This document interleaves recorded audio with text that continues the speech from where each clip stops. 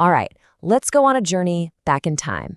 We're heading to a place where the very intellectual DNA of the 20th century was, well, it was completely rewritten.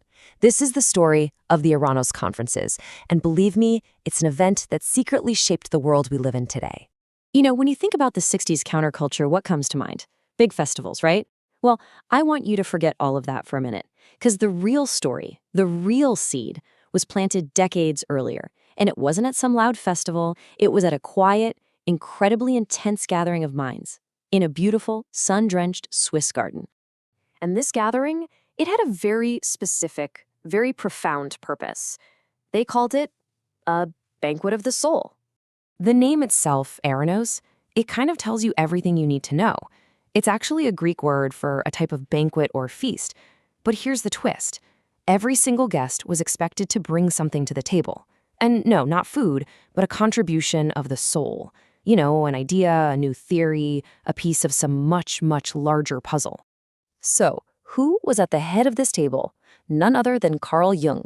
But for this story, you can't just think of him as a psychologist. He was more like a modern alchemist. He was searching for the hidden gold that connects every single one of us. He called them the archetypes, these universal patterns. You know what I'm talking about. Innate symbols and stories, like the hero, the wise old man, the great mother. Jung believed these things live deep inside the collective unconscious of every single human who has ever walked the earth. And yeah, he definitely wasn't alone in this. He gathered a whole group of thinkers who were, in their own way, modern alchemists too. I mean, just look at who was there. Of course, you've got Jung, kind of the master of ceremonies, but sitting right across from him, a young, totally brilliant scholar named Joseph Campbell. Does that name ring a bell? It should. He's the guy who would later map out the hero's journey for the entire world. So what was happening here at this one table? It was literally the splicing of the 20th century's entire intellectual DNA. And what they were trying to do was, well, it was huge. They were trying to bridge this massive gap between two completely different worlds. On one side, you have Western science, all logic and reason. And on the other, you've got Eastern mysticism, all intuition and symbolism. They were trying to build a bridge between the idea of the individual and the collective, between the material world and the spiritual. I mean, that is a truly monumental task, right? And you know what? They actually succeeded. This collision of ideas, this wild alchemical experiment in a Swiss garden, it didn't just stay locked away in some dusty academic papers. No way. It planted a seed that would lie dormant for decades before just exploding into the consciousness revolution of the 1960s. But just as these incredible ideas were finally taking flight, the rest of the world was plunging into absolute darkness. And this is where our story takes a really dramatic turn. I mean, just think about the timing here. The very first banquet is held in 1933. It's this moment of incredible intellectual hope. But fast forward to August 1939. As these scholars gather for what would be the last time for a while, the gears of World War II are grinding into motion. Europe is literally on the brink of total catastrophe. Can you even imagine the feeling in that room? This wasn't about academic curiosity anymore. The source material puts it perfectly. The air was thick with this heavy collective dread. Everyone knew the world outside, their world, was about to be torn apart. So the attendees, they're all expecting a standard academic lecture. You know, some comfort and logic and reason while the world burns. But then Jung steps up to the podium and he does something he had never, ever done before. Something just completely unthinkable for a scholar of his status.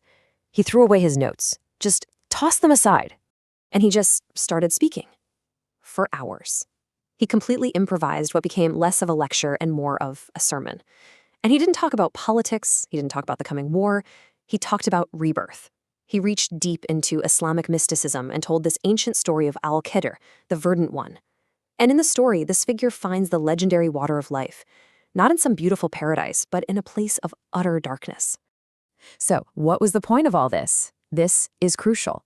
Jung was telling everyone in that room that the reality they were seeing, the war, the end of their civilization, was what he called phantom time, basically an illusion, something created by the ego. He was urging them to connect to a different reality, the reality of the timeless archetype, the eternal pattern of the soul. His point was that even as entire civilizations die, the soul itself, it's capable of the most radical transformation imaginable. And you have to understand, this impromptu speech, it wasn't really for the people in that room. Not just for them, anyway.